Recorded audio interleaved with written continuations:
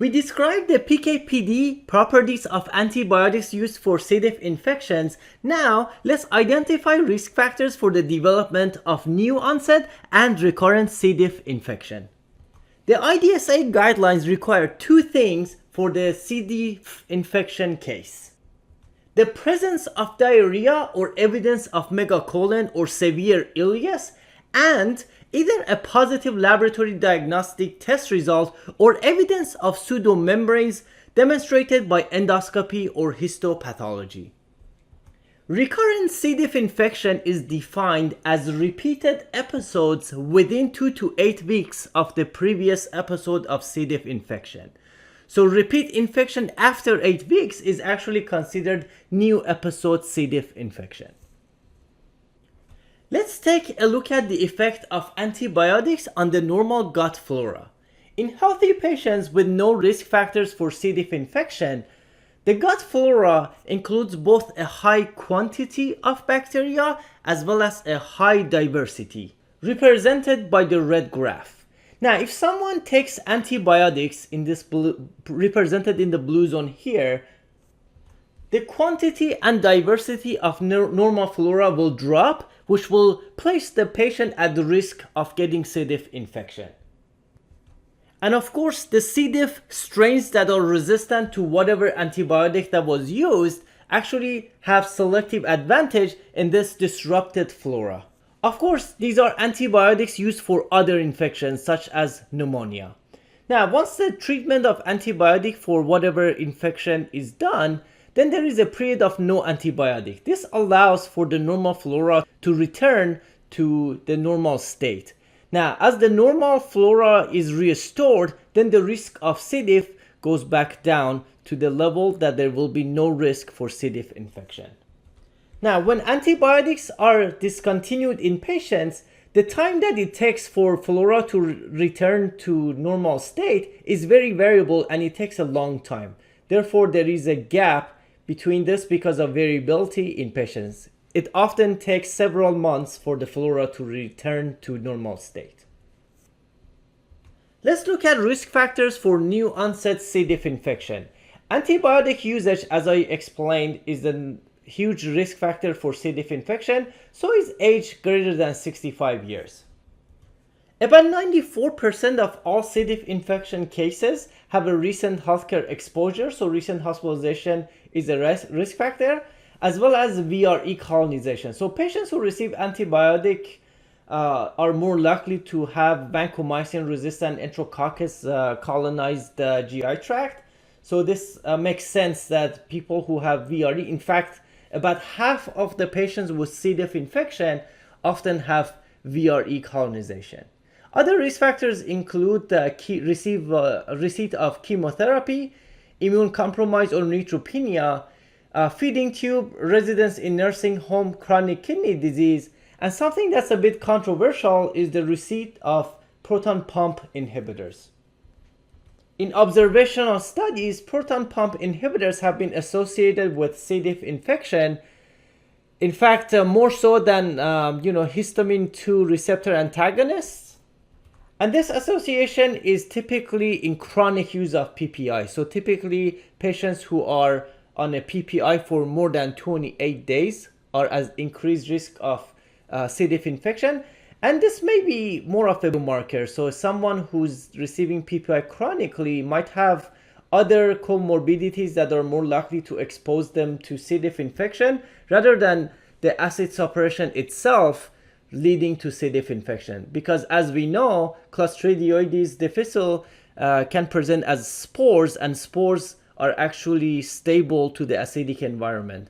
So whether the acids are inhibited or not is not really going to have an impact, have a direct impact on C. diff infection, but this is an association to increased risk of C. diff infection.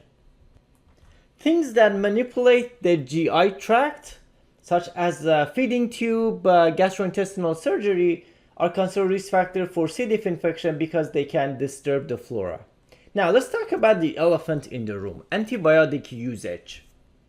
The highest risk of C. diff infection is during receipt of antibiotics and in the first month after finishing the antibiotic. And we're talking about antibiotics for other indications such as urinary tract infections or bacteremia.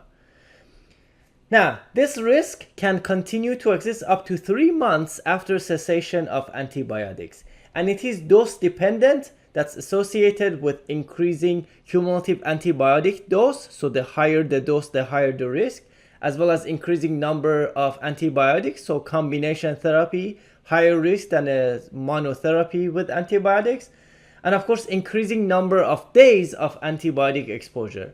So every single day of antibiotics will increase the risk of C. diff infection. So the sooner we can discontinue antibiotics, the better it is in protecting the patients from getting C. diff infection.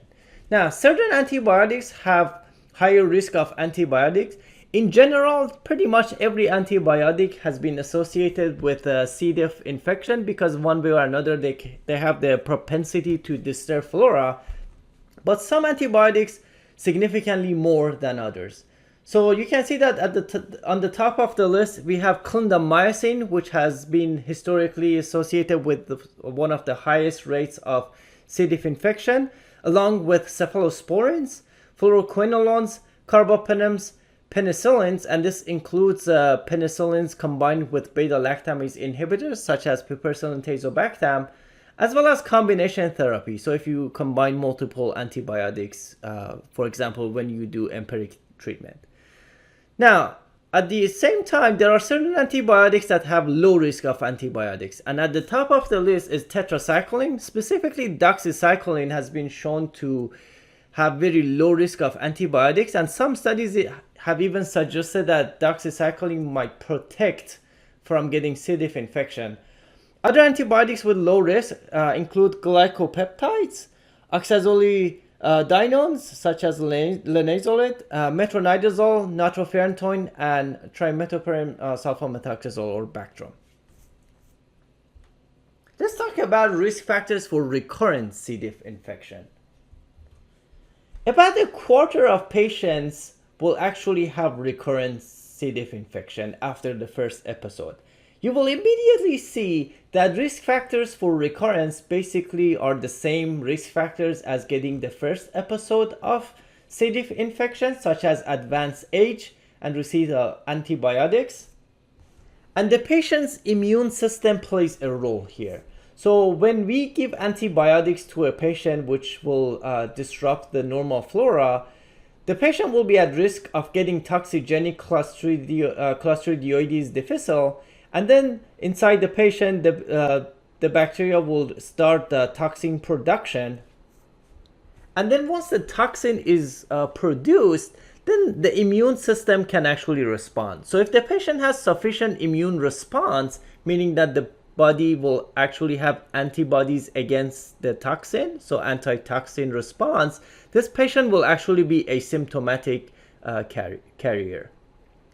Now, if the patient has inadequate immune response, these patients will have symptoms including complications such as colitis.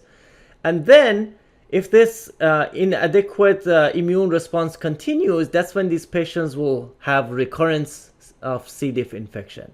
Now, it is possible for someone who had delayed immune response, they might have a first episode of C. diff infection, and then in time they can have immune response and their body will have antitoxin antibodies, and then they will have resolution. So that explains why even with these patients who have recurrence after the first episode, pretty much 60% will have cure. These are the patients that had delayed immune response, and then there are about 40% of patients that just don't have immune response, so they will continue have recurrence C. diff infection. So it's important to note that recurrence is not thought to reflect an antimicrobial failure, but rather is a failure of the host to either reconstitute his or her microbiota to establish colonization prevention, or failure of the host to develop a protective antitoxin antibody immune response during the initial infection, or both. It also makes sense that advanced age is a risk factor because advanced age is associated with low antitoxin B antibody. In fact, antitoxin B titers at baseline and at week 4 correlate inversely with recurrent C. diff infection in studies.